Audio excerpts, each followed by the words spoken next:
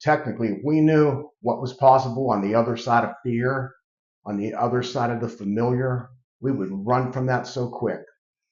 The unknown is where magic happens. It's where miracles happen, literally physical healing miracles. I've actually had that happen.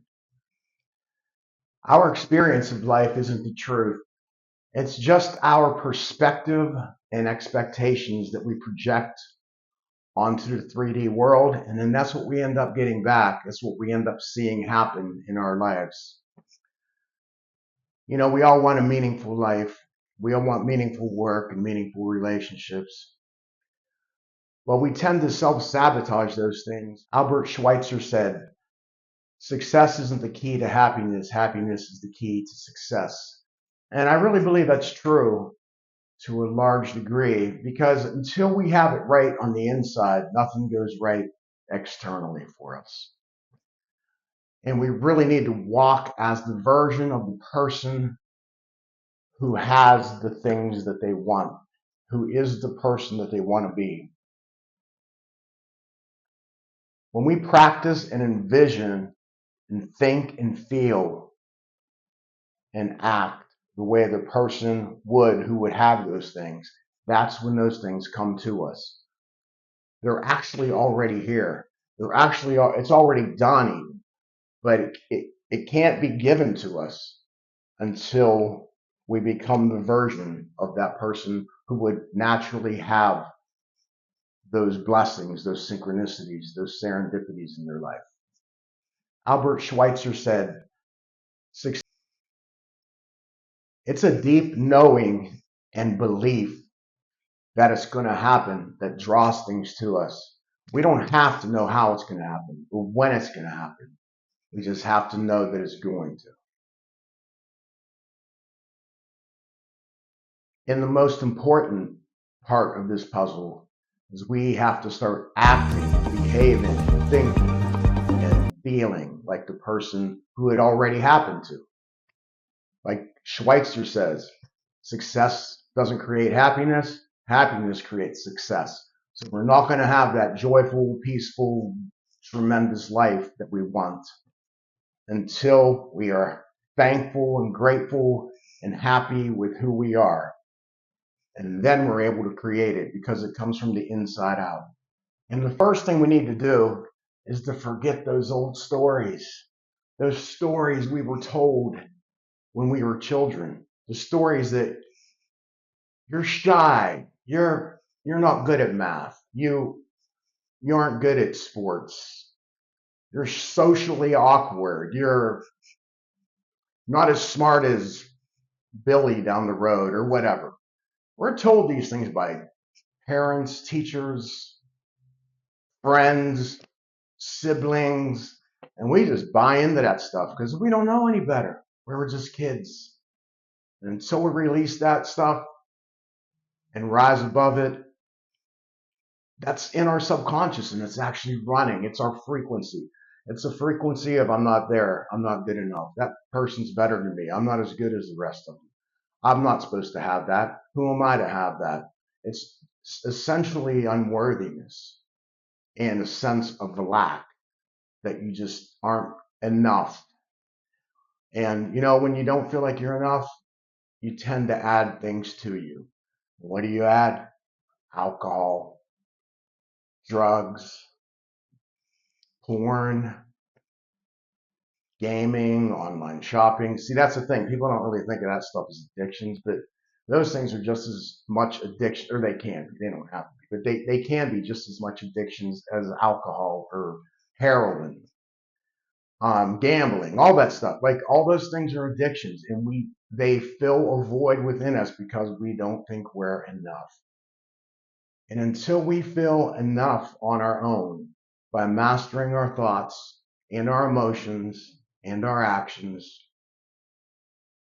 then we're never going to accomplish the things we want to because we don't think we can. We don't believe we're worthy of it. And as long as that's the thermostat inside of us running, telling us that's where we're at, that's who we are, and that's that, then that is that, because we can't rise above it until we rise above those lies, those thoughts, those feelings, And those actions that we take because of those thoughts and feelings, that we try anything to escape them because they've been in there torturing us, dragging us down since we can remember.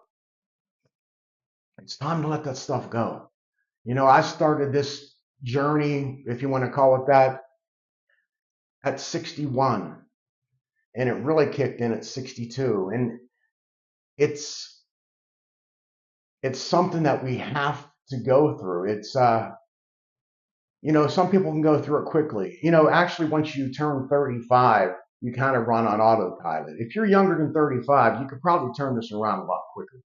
But by the time you're 35, we're just running on autopilot to a large degree. We think we experienced everything in life. We're kind of bored. We think we know what's going to happen. Oh, this is just how it is. It is what it is. How about that saying? I used to say that, but it isn't what it is, by the way. And it doesn't have to be, at least. When we change from the inside out, things on the outside come with us. They come to us. People, circumstances, abundance, joy, relationships. We end up doing things and accomplishing things we never thought were possible. And the first thing we need to do is to forget those old stories, those stories we were told when we were children, the stories that all we have is now. This is when we create in the now.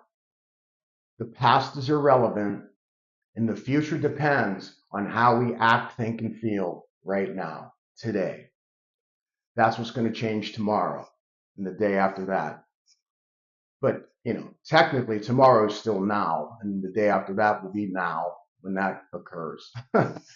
That's the thing about life. We see it on a whole different level than what's actually happening. And a lot of us, I don't even know if everybody even realizes that, but it's actually true. It's not just some pie in the sky concept. We are literally always in the now.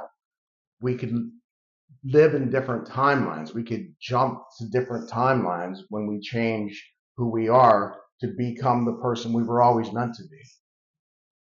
And I know that sounds tricky and it sounds like a bunch of woo-woo, but it's not. There's so much truth in that.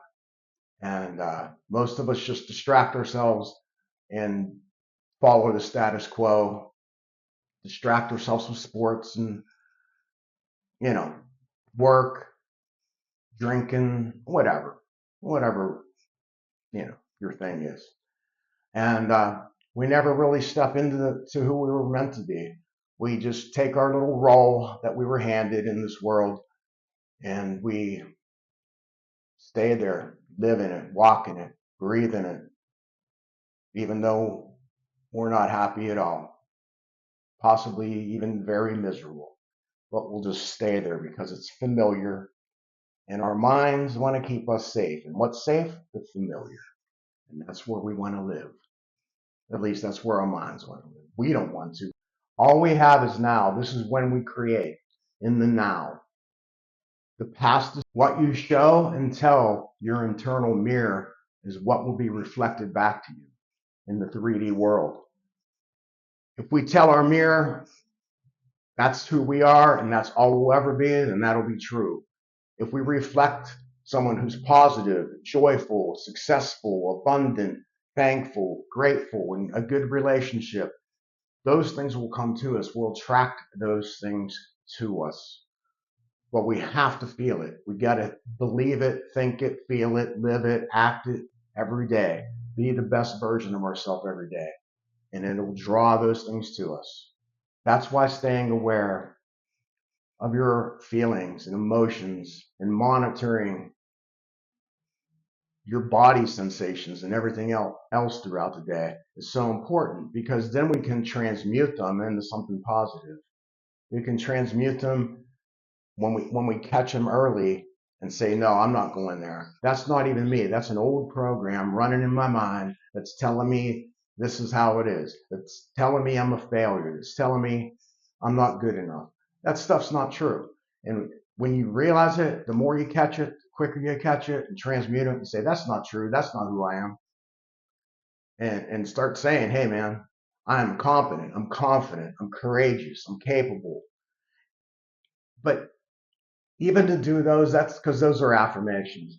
To do those, it's best to do those. I mean, it's okay to do it during the day, but it really works if you do it also while you're meditating. Because when you meditate, those affirmations and those thoughts, they actually get into your subconscious mind and change it. When we're just saying it in the daytime only and not at night or in the morning when we wake up, then they don't really soak into our subconscious.